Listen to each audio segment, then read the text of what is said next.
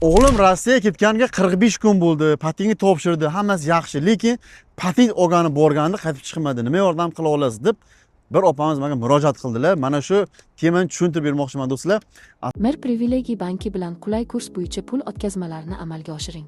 2024 promokodidan foydalaning va qo'shimcha chegirmaga ega bo'ling. Mer Privilegiy ilovasiga o'ting va O'zbekistonga o'tkazmalar tugmasini bosing. O'tkazmani qabul qilish turini tanlang. Qo'shimcha chegirma olish uchun summa va 2024 promokodini kiriting. Qabul qiluvchining ma'lumotlarini to'ldiring. Shaxsiy ma'lumotlaringizni to'ldiring. Ma'lumotlarni tekshiring va o'tkazmani amalga oshiring. 2024 promokodidan foydalanishni va yaqinlaringizga tez, komissiyasiz va foydali pul o'tkazmalarini amalga oshirishni unutmang. Mer Privilegiy. Eng yaxshisi faqat siz uchun. Assalomu alaykum do'stlar, sizlar bilan har doimda Besot Mamajonov. Siz asr vaqti yutgan tomosha qilmoqdasiz. Hozir Petrovskiy, Razumovskiyga kelganman do'stlar. Bir qaraylik, kapitalar shunaqa ko'p buyurdi.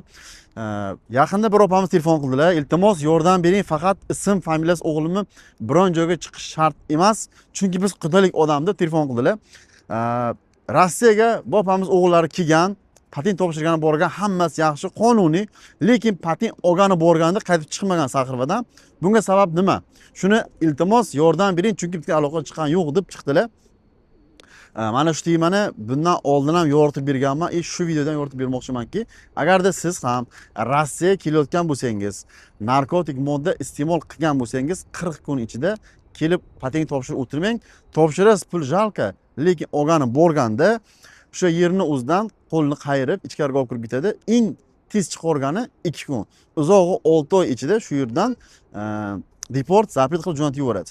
Bu opamiz aytishiga qaraganda, o'g'illari yosh bola Rossiyaga kelgan, Rossiyaga kelishdan oldin narkotik iste'mol qilgan. Agarda siz haqiqatan iste'mol qilgan bo'lsangiz, qondan chiqadi bu narsa. Oldinlari peshobini almashtirib qo'yishardi, hech narsa qilmasdi. Hozir esa o'sha qonni ham tekshiradi. Bu 2024 yoki 2023 dan bir bor ko'p yoshlarimiz mana shuni orqasidan patent ola olmayapti. Topshiradi, hech qanaqa problemasi yo'q. Olgani borganda xodim chaqiradi, xodim shu yerda o'zidan sirali ichkariga olib kirib ketib va примерно 1 oy, eng tezi 2 kun, bo'lmasa 6 oygacha shu yerda ishlab o'tirib, undan keyin deport, zapret qilib jo'natib yuboradi. Men yoshlarga aytmoqchimanki, kimdir Rossiyaga kelyapti, maqsad uylanish, shu yerda bir halol ishlash, boshqa qilish. Lekin ba'zi bir odamlar gapiga kirib qo'yib, balkim O'zbekistonda, balkim Tojikistonda, balkim Rossiyaga kelgandan keyin shu narkotik moddalarni chakib qo'yadi. Chakkandan so'ng bu 40 kungacha qonundan ketmaydi. Bu narsani to'g'ri tushunish kerak. Juda ko'pchilik yoshlar ayniqsa o'ylanaman deb kelganlar. Mana shu opani sharoitini tushuntirib beradigan bo'lsam, kelin qo'ygan o'g'illariga yaxshi maqsadda chiqib kelgan Rossiyaga ishlaydi, uyga borib o'ylanadi deb.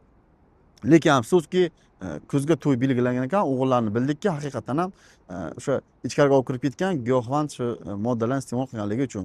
Videoga like bosib, tarqatib qo'yinglar. Rossiyaga keladigan barcha aka-ukalarimiz bilsin. Bir xilla bilmaydi shu narsani-da. Eshitma qilmay, chakov bitta eshitma qilmay deydi. Bu qondan chiqadi akalar. Qondan chiqdimi, sizni bir umrga Rossiyadan deport qilib jo'natadi. Ayniqsa birovning qizini oldin boylab, kelin qo'ygandan keyin borib to'y qilish kerak. Qas-qavola bo'lish xohlamasangiz, albatta birovni qizini yo'lini bo'ylayapsizmi?